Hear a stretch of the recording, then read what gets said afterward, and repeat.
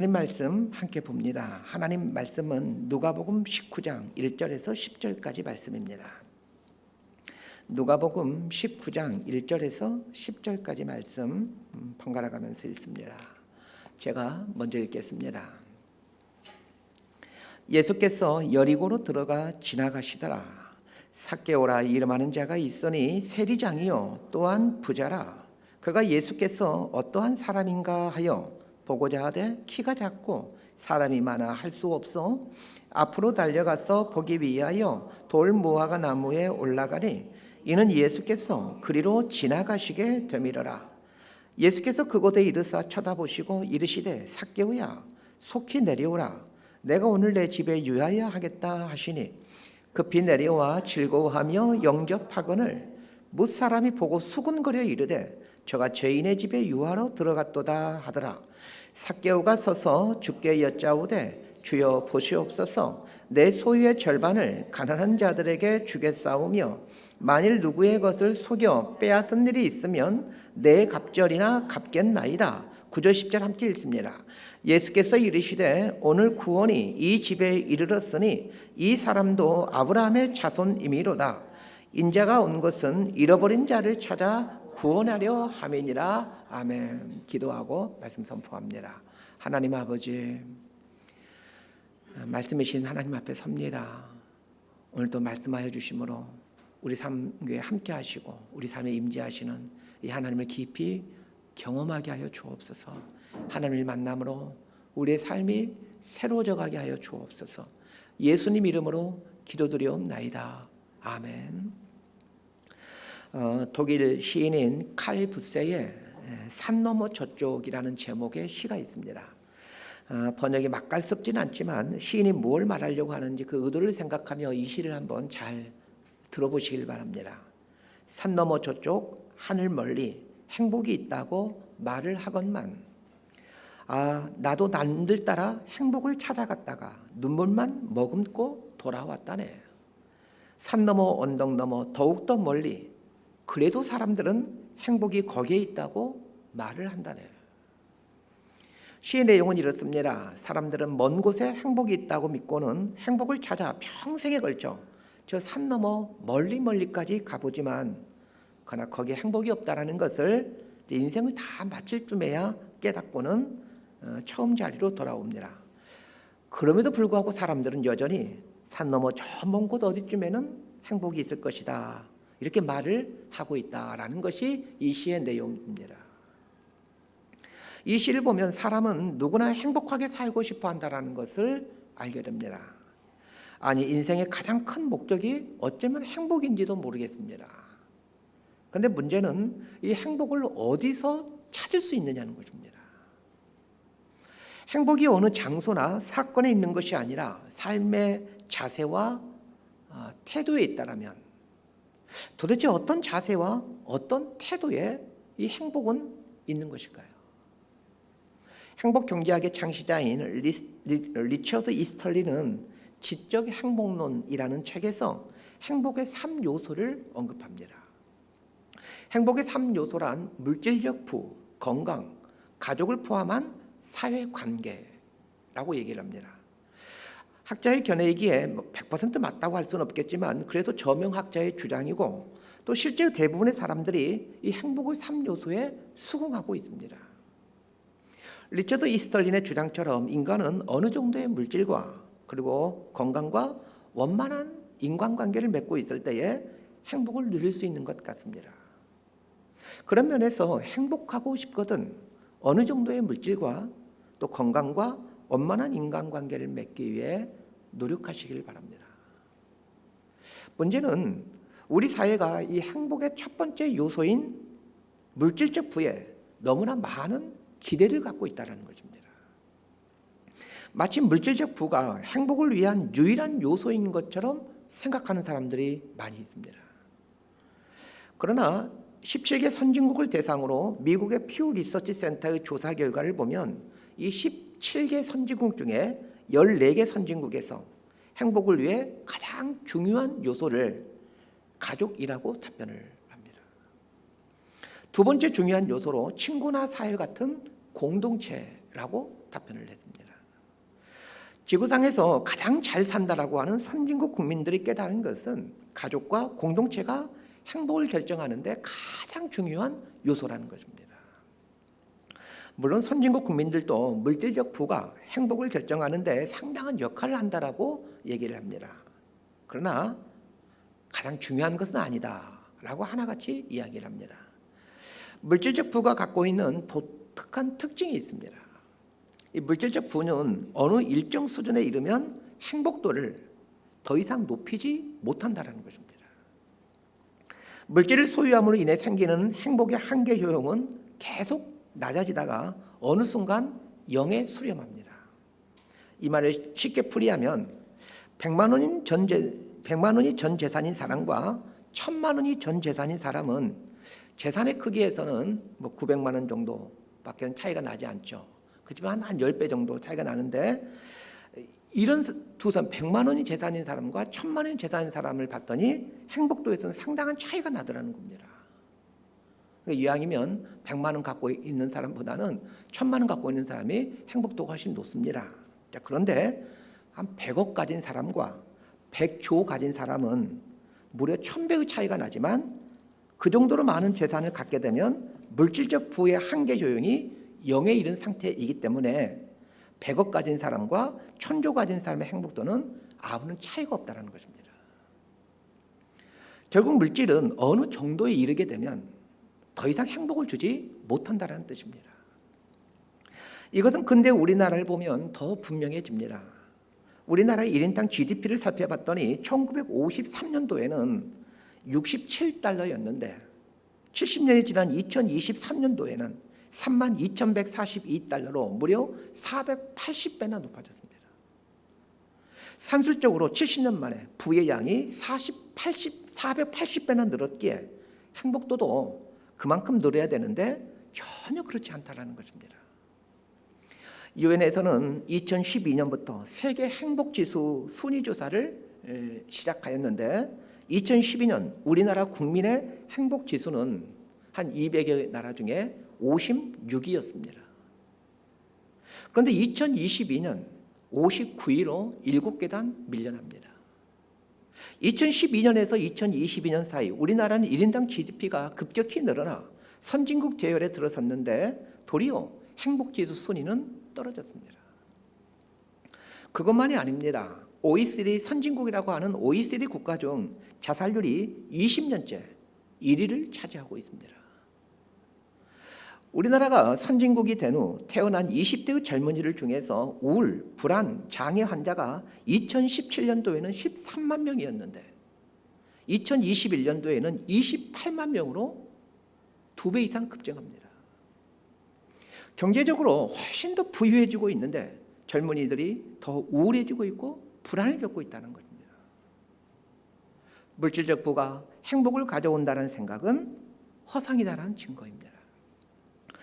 2000년대와 2010년대가 되면서 우리나라는 전 세계인의 주목을 받는 나라가 되었습니다.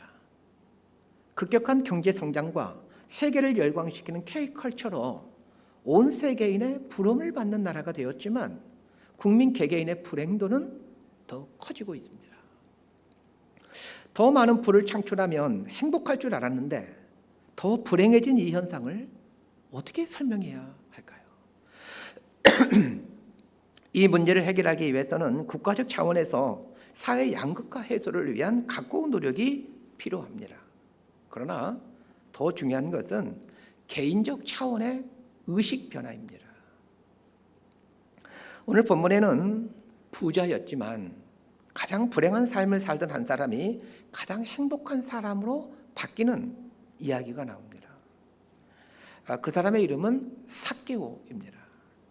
삭개오는 상당한 부자였지만 불행한 삶을 살다 한순간에 가장 행복한 사람으로 바뀌게 됩니다.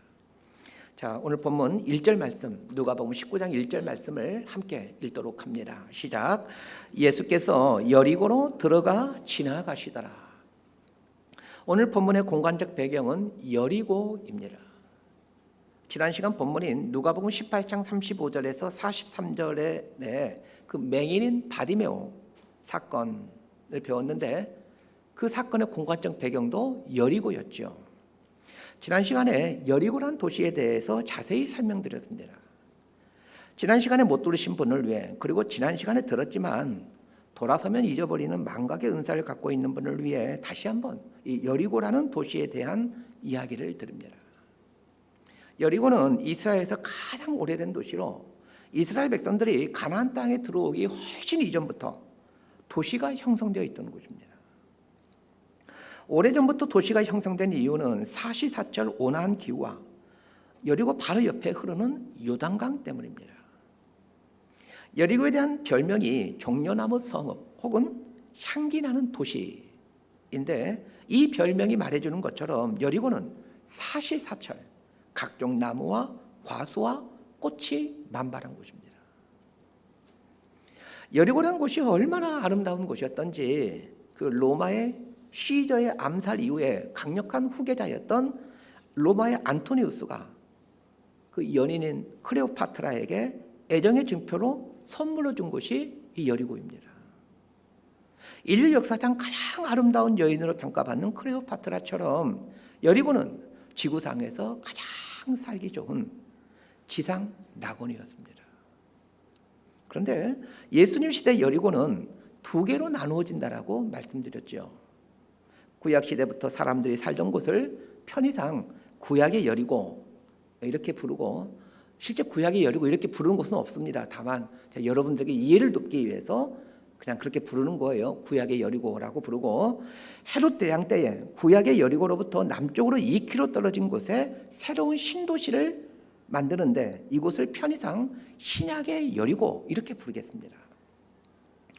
헤롯 대왕이 구약의 여리고로부터 남쪽으로 2km 떨어진 곳에 겨울 궁전을 짓고 다양한 부대 시설을 만듭니다. 뭐 야외 극장이라든지 수영장이라든지 경마장이라든지 이런 이제 유흥 시설을 만들죠. 그러자 고위 정치인들과 고위 사제들이 이 겨울 궁전 주변에 집들을 짓게 되었고, 당연히 이곳은 이스라엘에서 최고의 부촌이 됩니다. 한국식으로 표현하면 1세기 청담동이나 평창동이라고 할 수 있고, 미국식으로 표현하면 1세기 비버리 힐즈라고 보시면 될 것 같습니다. 오늘 본문인 누가복음 19장 1절을 보면 예수께서 여리고로 들어가 지나가시더라 이렇게 말하고 있습니다. 자, 여기에 나오는 여리고는 신약의 여리고입니다. 예수께서 구약의 여리고를 지나 신약의 여리고를 가시는데, 이때 여리고의 세리장인 삭개오라는 사람이 예수님을 보기 위해 길가로 나옵니다. 2절부터 4절까지 말씀 함께 읽습니다. 시작. 삭개오라 이름하는 자가 있으니 세리장이요 또한 부자라. 그가 예수께서 어떠한 사람인가 하여 보고자 하되 키가 작고 사람이 많아 할 수 없어 앞으로 달려가서 보기 위하여 돌 무화과 나무에 올라가니 이는 예수께서 그리로 지나가시게 됨이라. 자, 삭개오라는 사람에 대한 인적 사항부터 보십시다. 삭개오의 직업은 여리고의 세리장입니다. 이스라엘에는 곳곳에 쇠관이 있었는데 가장 규모가 큰 3대 쇠관이 있습니다. 로마 총독부가 있는 가이사랴와 예수님이 베이스 캠프로 삼고 사역하셨던 가버나움이라는 곳, 그리고 여리고가 이스라엘의 3대 쇠관이 있는 곳입니다. 그러니까 여리고의 세리장이라고 한다면 상당한 고위직이라는 뜻입니다. 우리나라 치면 국세청장 아니면 서울지방국세청장 아니면 부산지방국세청장 이 정도 되는 위치입니다. 막강한 힘을 갖고 있는 사람이죠. 3대 세관인 여리고 세리장이니 당연히 부자이겠죠. 오늘 본문인 2절에서도 삭개오가 부자였다라고 분명하게 말하고 있습니다.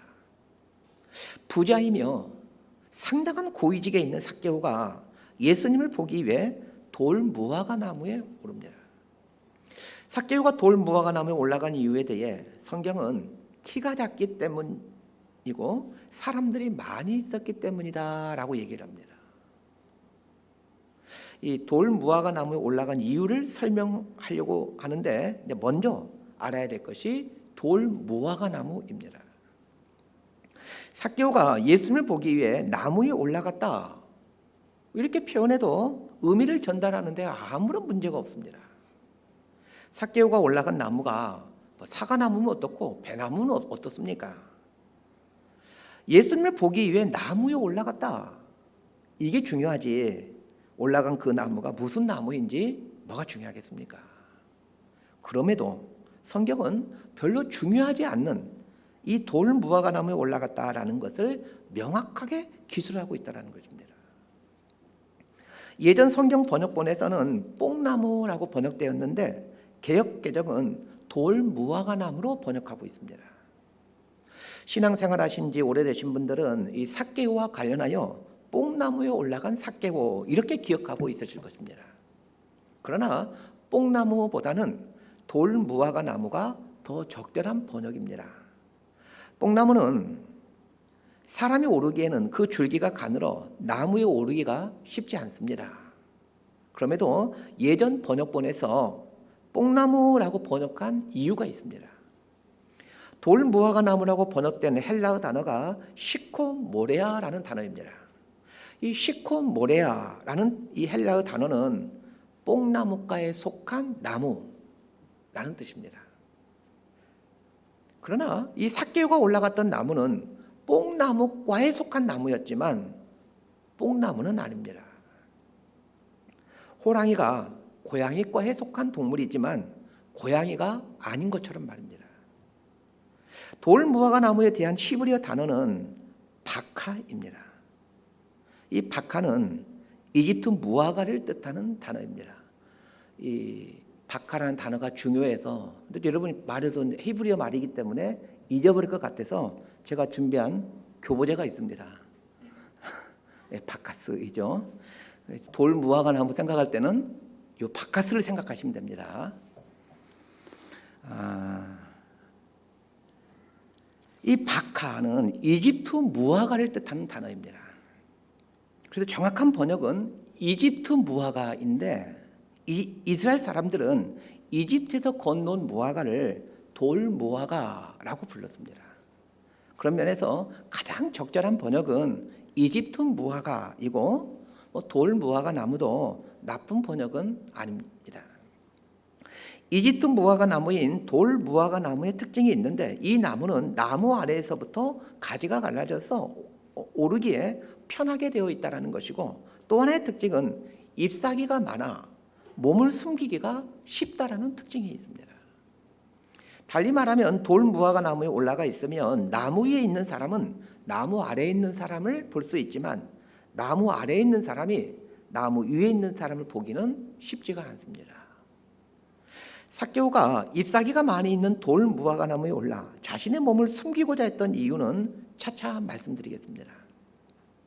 돌 무화과 나무가 갖고 있는 또 하나의 특징은 나무 줄기에 상처를 내면 우윳빛 유액이 나오는데 이 맑은 유액은 생채기나 상처를 치유하는데 탁월한 효과가 있다고 전해집니다. 돌 무화과 나무에 대한 히브리어 단어가 뭐라고 말씀드렸죠? 네, 바카스에 스만 빼면 돼요. 그냥 바카 이렇게 바카라고 말씀드렸습니다. 자, 이 히브리어 단어를 꼭 기억했으면 좋겠습니다. 제가 오늘 설교 중에 이 단어의 의미를 반복해서 설명할 것이기 때문입니다. 이 바카라는 말은 이집트 무화과 혹은 돌 무화과 나무를 뜻하기도 하지만 이 바카라는 히브리어 단어는 울다, 통곡하다 라는 뜻을 갖고 있는 동사입니다. 쉽게 말해 돌 무화과 나무, 바카는 우는 나무, 눈물의 나무입니다. 실제로 여리고에서 예루살렘 방향으로 길을 나서면 바카 골짜기라는 곳이 있습니다. 돌 무화과 나무가 많이 있는 골짜기인데 사람들은 이곳을 바카 골짜기, 즉 눈물의 골짜기, 통곡의 골짜기라고 부릅니다.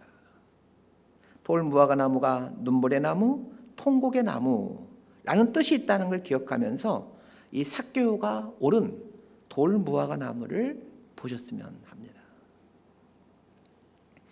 돌 무화과 나무에 올라가 있는 삭개오의 모습이 갖고 있는 의미를 알기 위해서는 삭개오라는 사람에 대한 이해가 필요합니다.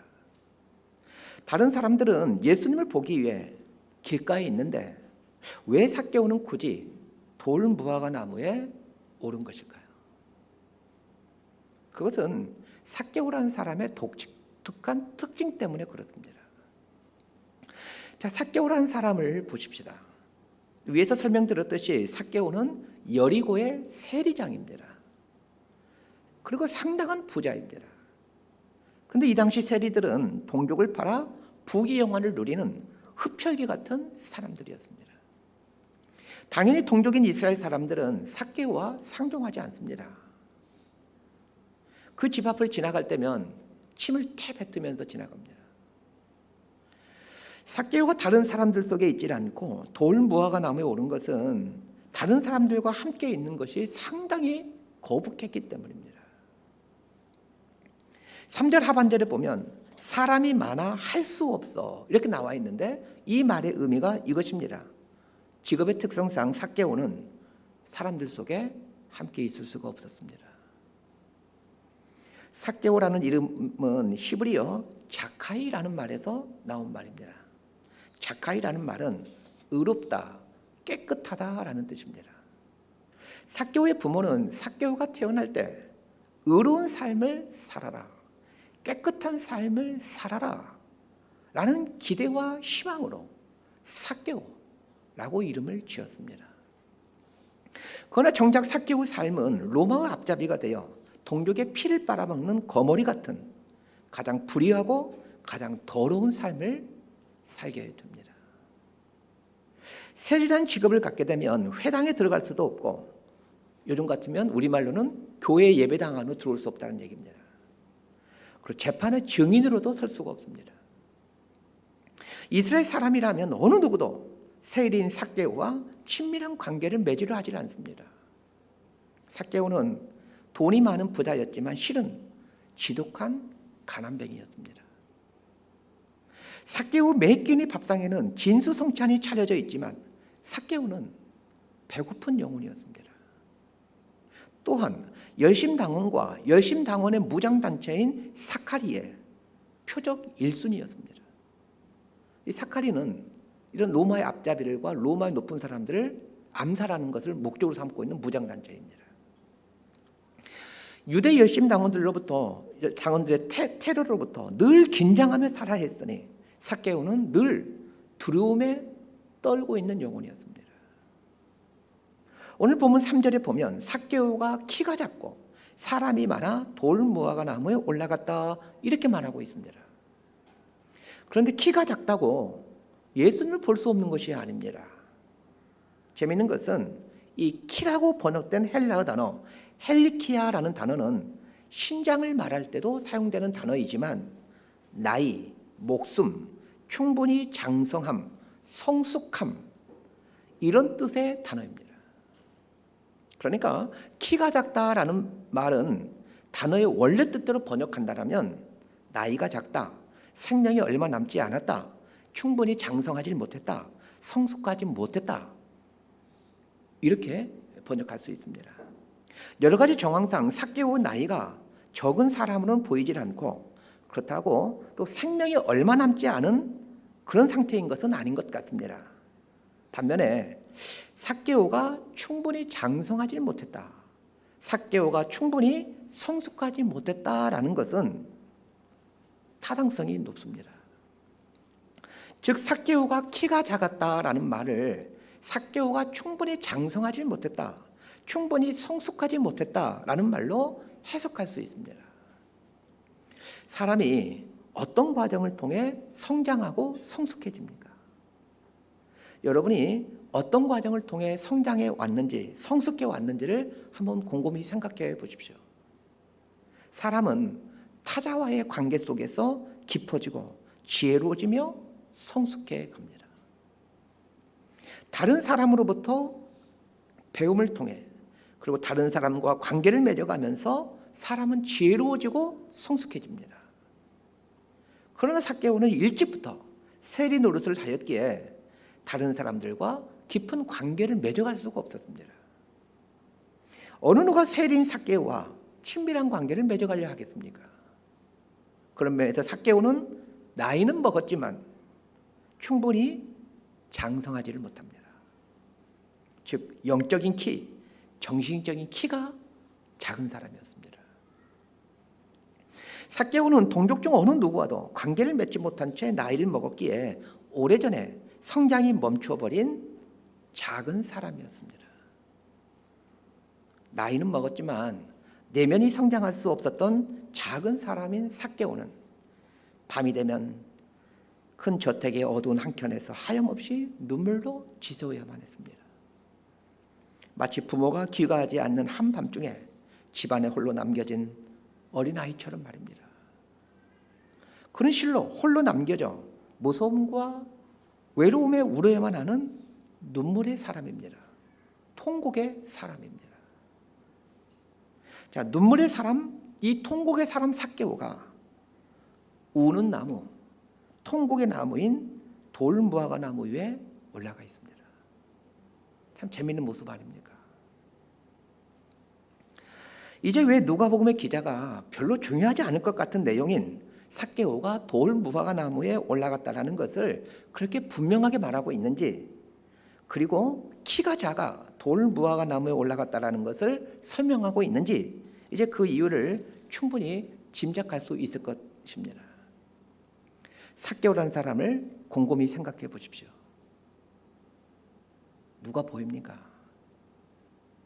수백 명의 사람이 카카오톡 친구로 핸드폰에 저장되어 있지만, 그러나 정작 그 수백 명의 친구 중 아무 때나 전화하여 마음 나눌 사람 하나 없는 현대인의 자화상 아닙니까? 마음이 힘들 때면 편하게 전화해서 편하게 만날 수 있는 사람 하나 없는 외로운 현대인의 실상을 그대로 보여주고 있는 사람이 삭개오입니다. 그는 세리장이고 부자였습니다. 세리장이 되고 부자가 되면 행복할 줄 알았습니다. 그러나 세리장으로, 부자로 지상 낙원인 여리고에서 대저택을 소유하며 매 끼를 진수성찬을 먹으며 살아도 그는 불행했습니다. 그러면 왜 삭개오는 이렇게 비참하고 불행한 작은 사람으로 인생을 살고 있었던 것인가요? 자, 5절 말씀 함께 읽도록 하겠습니다. 시작. 예수께서 그곳에 이르사 쳐다보시고 이르시되 삭개오야 속히 내려오라. 내가 오늘 내 집에 유하야 하겠다 하시니. 삭개오는 돌무화과 나무의 많은 잎사귀에 몸을 숨기고 예수님을 지켜봅니다. 예수님은 길가에 있는 많은 사람들을 보느라 그 돌무화과 나무에 올라와 있는 삭개오를 전혀 볼 수가 없었겠죠. 그런데 삭개오가 있는 나무 아래 지나가시다가 갑자기 멈춰서더니 위를 쳐다봅니다. 그리고는 삭개오야 속히 내려와라. 내가 오늘 네 집에 유하야 하겠다라고 말씀하십니다. 삭개오야 속히 내려오라.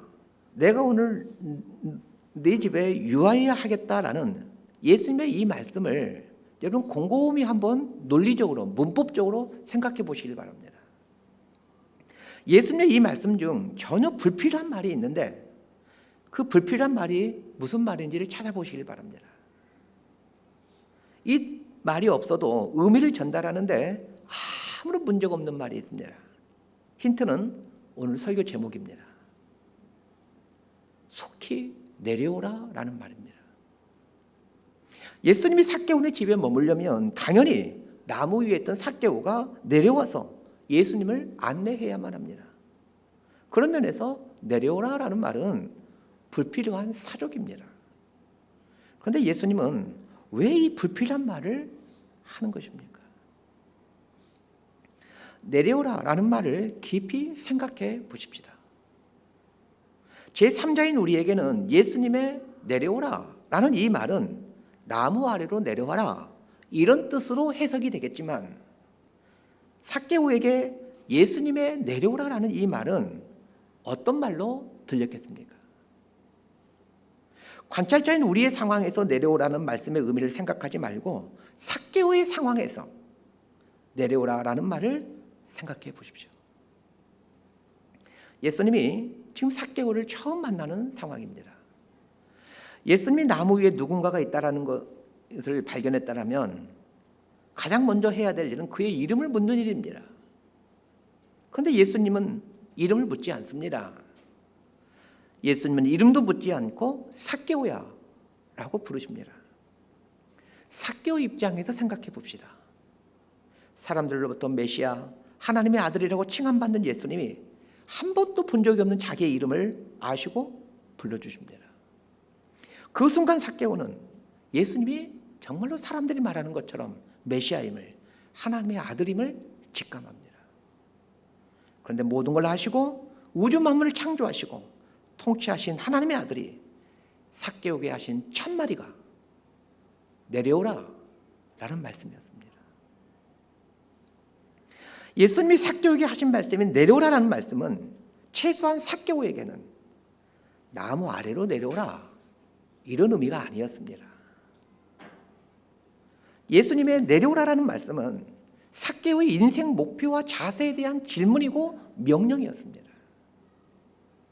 그래 삭개오야, 지금까지 바둥대며 계속해서 올라가는 삶을 살아 여리고의 세리장이 되고 부자가 되고 대저택을 소유하니 그래 행복하더냐? 라는 질문입니다. 내려오라라는 말에는 올라감을 삶의 목표로 삼고 살아온 삶이 과연 행복한 삶이었더냐? 라는 질문입니다. 삭개오라는 이름의 뜻이 의롭다, 깨끗하다라는 뜻이라고 설명드렸습니다. 의롭다, 깨끗하다라는 이름을 부여받은 삭개오가 왜 모든 사람들로부터 손가락질을 받는 더러운 인생이 되었습니까? 올라가는 삶을 인생 목표로 삼고 살았기 때문입니다. 삭개오는 올라가는 삶을 인생 목표로 삼고 바둥거리며 살아왔습니다. 그리고는 기어이 이스라엘의 3대 세관 중의 하나인 여리고의 세리장이 되었고 둘째가 라면 서로할 부자가 되었습니다. 그런데 그 맨 꼭대기에 올라가 보니 남은 것이라곤 후회와 눈물과 통곡뿐이었습니다. 바카라는 단어의 뜻이 눈물, 울다, 통곡하다라는 뜻이라고 말씀드렸죠. 마치 다른 사람들은 모두 나무 아래에 길가에 있고 삭개오 혼자 나무 위에 올라가 그들 위에 군림하고 있지만 실은 삭개오의 존재의 주소는 돌무화과 나무, 즉 울음의 나무, 통곡의 나무 꼭대기였던 것입니다. 저는 설교 중에 종종 헨리 나우엘의 세상의 길, 그리스도의 길이라는 책에 나오는 상향성의 삶과 하향성의 삶이라는 문구를 자주 인용하곤 합니다. 사람들은 올라감이 살 길이라고, 그리고 올라감에 행복이 있을 것이라고 생각합니다. 저도 오랜 세월 동안 그렇게 굳게 믿어왔습니다. 그러나 예수님은 분명하게 말씀하십니다. 내려옴의 삶을 살라고, 내려옴에 행복이 있다라고 말입니다. 그리고 예수님은 진짜로 하늘 영광 버리고 이 땅에 내려오지 않습니까? 오늘 설교 주제는 설교 제목처럼 내려오라입니다. 우리의 본성과 정확히 반대되는 요구입니다. 그러나 아십니까? 예수님의 말씀은 언제나 늘 우리의 본성과 역행하는 말씀이었다는 것을 말입니다. 삭개오 이야기는 누가복음에만 기록되어 있습니다. 누가복음은 기원 후 58년에서 63년 사이에 쓰여졌다라고 알려져 있습니다. 예수님이 삭개오를 만난 때로부터 무려 30여 년이 지나 쓰여지게 됩니다. 이 누가복음의 누가가 바울의 동행자가 되어 3차 선교행을 마치고 예루살렘에 같이 오게 되죠. 사도 바울은 예루살렘에 온 후 바로 체포되어 감옥에 갇히죠. 바울이 이스라엘에 있는 감옥에 갇혀 있는 그 2년에서 3년 어간에 누가는 예수님에 대해서 자세히 기록하고자 예수님과 관련된 사람들 찾아 이스라엘 전역을 돌아다닙니다. 그리고는 쓰는 게 누가복음입니다. 누가는 오늘 본문의 주인공인 삭개오를 만나러 갔을 것입니다. 어쩌면 삭개오는 이미 사망하여 만날 수 없어 그의 자녀를 만나야 했을지도 모르겠습니다. 삭개오를 만나 그의 이야기를 듣게 되었던, 아니면 삭개오의 자녀를 통해 삭개오가 예수를 만나는 이야기를 듣게 되었던 30년도 더 지난 사건인데 그들은 내려오라 라는 그 일상적인 예수님의 이 말씀을 분명하게 기억하고 있습니다. 단순히 나무에서 내려오라 라는 의미였다면 쉽게 잊혀져 버릴 말이었겠지만 예수님의 내려오라 라는 말은 삭개오의 인생 전체를 뒤흔들어 놓은 말씀이기에 수십 년이 지났지만 이 말씀은 결코 잊어버릴 수 없는 말씀이었습니다. 내려오라라는 예수님의 이 짤막한 한마디가 삭개오의 인생 말씀이 되었고 삭개오는 이 한 말씀을 붙들고 자신의 남은 인생을 살아갑니다. 삭개오가 남은 인생 동안 내려오라라는 예수님의 말씀을 인생 말씀으로 품고 살았듯이 그리하여 그의 삶이 완전히 새로운 삶으로 바뀌었듯이 저와 여러분도 내려오라 이 말씀을 인생 말씀으로 품고 살게 되기를 바랍니다. 삭개오가 돌 무화과나무 아래로 내려오자 예수님은 삭개오와 함께 삭개오네 집으로 갑니다. 생각해 봅시다. 삭개오네 집은 그 신약의 여리고 가장 이스라엘에서 부촌에 알려진 이 신약의 여리고에 있는 대저택이었을 것입니다. 사람들로부터는 부러움받는 집이었지만 그러나 그 집은 사람들이 들어가기를 꺼려하는 더러운 집이었습니다. 자, 7절 말씀 함께 보도록 합니다. 시작. 뭇 사람이 보고 수군거려 이르되 저가 죄인의 집에 유하러 들어갔도다 하더라. 예수님이 삭개오의 집에 들어가자 사람들이 수군거리기 시작하는데 삭개오의 집을 뭐라고 부르고 있습니까? 죄인의 집이라고 부르고 있습니다. 더러운 집이라는 얘기입니다. 그렇습니다. 삭개오의 이 대저택은 더러운 집이었습니다. 그러기에 사람들은 크고 웅장함을 인하여는 이 집을 부러워했겠지만 어느 누구도 이 집에 들어오려 하지를 않았습니다. 그런데 예수님께서 이 집에 들어오십니다. 삭개오는 자신의 집에 오신 예수님께 이렇게 고백합니다. 내 소유의 절반을 가난한 자들에게 줄 것이며 누구의 것을 속여 빼앗은 적이 있으면 내 갑절로 갚겠습니다. 소유의 절반 이상이 사라지게 되었으니 인간적으로 보면 삭개오는 이제 폭삭 망했다라고 볼 수 있습니다. 세리의 특성상 다른 사람의 것을 속여 빼앗을 수밖에 없었기에 내 갑절로 갚아주게 되었으니 이제 삭개오는 빈 털터리가 될 것입니다. 그러나 삭개오가 망한 것입니까? 예수님이 삭개오의 인생집에 찾아오심으로 삭개오는 비로소 의롭다, 깨끗하다라는 그 본래의 이름을 되찾아가게 됩니다. 행복은 본래의 이름을 되찾아갈 때 만들어집니다. 그러므로 본래의 이름을 되찾는 삶을 살아가시길 바랍니다. 자, 그러면 우리의 본래의 이름은 무엇입니까? 하나님께서 인간을 지으시고 인간에게 다양한 이름을 주셨습니다. 본래의 이름이죠. 하나님의 형상이라는 이름도 주셨고 나를 찬송하기 위해 지음받은 존재라는 이름도 주셨고 나의 신부라는 이름도 주셨습니다. 하나님의 형상, 찬송을 위해 지음받은 존재, 나의 신부 등 하나님이 주신 본래의 이름을 되찾아갈 때 그제서야 인간은 행복을 누리게 됩니다. 본래의 이름을 찾아가게 될 때야 행복을 누릴 수 있도록 하나님께서 사람을 그렇게 창조해 놓으셨습니다. 말씀 정리합니다. 사도행전 1장은 예수님이 부활승천하신 후 교회의 탄생을 다루고 있는데 교회가 탄생하기 직전 제자들 사이에 일어났던 한 사건 하나를 언급해주고 있습니다. 가룟 유다를 대신할 제자를 뽑는 일이었습니다.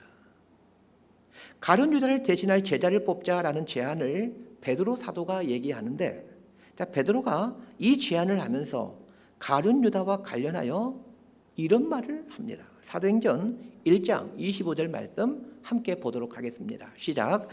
봉사와 및 사도의 직무를 대신할 자인지를 보이시옵소서. 유다는 이 직무를 버리고 제 곳으로 갔나이다 하고, 베드로는 가룟 유다에 대해 이 직무를 버리고 제 곳으로 갔나이다 라고 말을 합니다. 예수님께서 가룟 유다를 제자로 택하신 목적은 가룟 유다가 교회를 봉사하며 사도의 직무를 그에게 맡기기 위함이었습니다. 이를테면 예수님께서 가룟 유다에게 부유한 본래의 이름은 교회를 봉사하는 사도라는 이름이었습니다. 이게 예수님께서 가룟 유다에게 주신 본래의 이름입니다. 그런데 가룟 유다는 예수님으로부터 부여받은 사도라는 본래 이름을 망각하고 제 곳으로 가버렸습니다. 제 곳으로 갔다라는 말은 예수님께서 부여한 본래 이름인 사도의 삶을 살지 않고 자신의 욕망대로 살았다라는 말입니다. 우리가 잘 알고 있듯이 가룟 유다는 예수님을 은 30의 대제사장들에게 팔아버립니다. 가룟 유다는 예수님으로부터 동일한 이름을 부여받은 다른 11명의 제자가 평생 만져볼 수 없는 큰 돈을 만지는 행운을 걸머쥐게 됩니다. 오늘 본문에 삭개오가 큰 부자가 되고 큰 저택을 소유한 것처럼 가룟 유다는 다른 제자들이 경험해보지 못한, 또 소유해보지 못한 큰 돈을 소유하게 됩니다. 가룟 유다가 예수님을 팔 것을 결심하고 대제사장을 찾아가 모의한 후 가룟 유다에게는 몇 차례나 그 본래의 이름으로, 예수님이 부여해 주신 본래의 이름으로 돌아갈 수 있는 기회가 주어졌습니다. 오늘 본문식으로 말하면 내려와라 와 같은 유의 말을 예수님으로부터 수차례나 듣게 됩니다. 대표적인 말이 예수님의 제자들과 마지막 만찬을 하며 떡을 떼면서 너희 중 하나가 나를 팔리라 라는 말씀, 그리고 이어서 잠시 후에 가룟 유다를 직접 지목하면서 네가 하는 일을 속히 해라 와 같은 말들입니다. 가룟 유다는 수차례나 본래의 이름을 되찾을 기회가 있었습니다. 그럼에도 가룟 유다는 끝까지 내려오질 않고 자기가 가고 싶은 길을 갑니다. 결국 그 길의 끝은 무엇이었습니까? 대제사장으로부터 은 30을 받는 행운을 가졌으나 이어서 자살함으로 그는 인생을 끝을 맺습니다. 예수님이 돌아가신 후 가룟 유다는 자신이 무슨 죄를 저질렀는지를 깨닫고는 자살을 결심합니다. 가룟 유다가 자살을 결심한 후 대제사장에 찾아가 그 받았던 은 30을 던집니다. 그리고는 자살하죠. 대제사장은 가룟 유다가 던진 은 30으로 밭을 쌓아 불황자와 나그네의 묘지로 삼고 그 밭의 명의자를 가룟 유다로 해줍니다. 그 밭의 주인은 가룟 유다라는 거예요. 그런데 가룟 유다가 예수님을 팔고 받은 돈 은 30으로 사게 된 밭을 아겔다마, 피밭이라고 부르게 됩니다. 피밭, 즉 사망의 땅, 죽음의 밭이라는 뜻입니다. 가룟 유다는 다른 제자들이 가져보지 못한 은 30을 가져봤고 그 은 30으로 적지 않은 규모의 밭의 명의자가 되었습니다. 그러나 그 밭의 이름이 사망의 땅, 죽음의 땅인 것처럼 가룟 유다의 이름은 저주받은 자의 대명사로 남아있게 됩니다.